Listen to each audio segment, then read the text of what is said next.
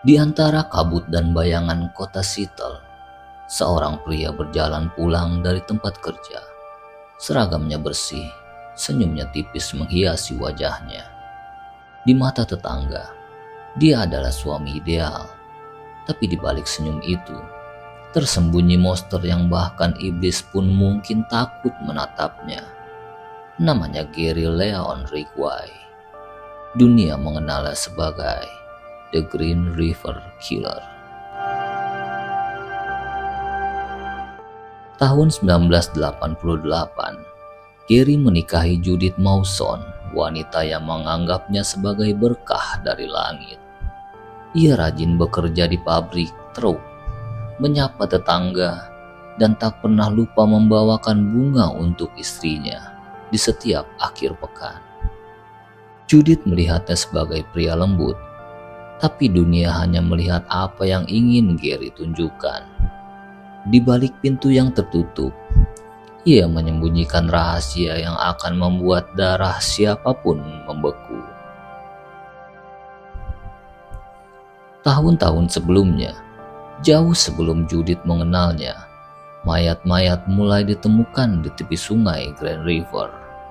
Mereka adalah wanita muda, kebanyakan pekerja malam, beberapa remaja pelarian. Polisi menamai sang pelaku The Green River Killer. Tapi selama hampir 2 dekade, tidak ada satupun yang tahu bahwa monster itu hidup damai di pinggiran kota.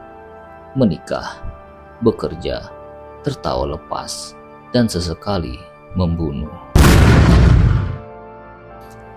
Ia menjemput para korban di jalan, berbicara lembut, menawarkan tumpangan di dalam mobil. Kehangatan berubah jadi teror. Ia mencekik mereka tanpa suara, cepat, tenang, efisien. Selain itu, tubuh mereka ia buang di semak-semak sepanjang sungai.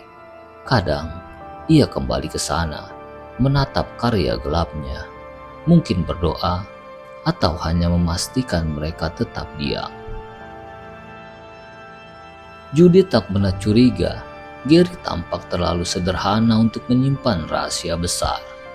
Ia membantunya berkebun, mencium keningnya tiap malam. Ia bahkan berkata, "Kaulah alasan aku ingin menjadi orang yang lebih baik."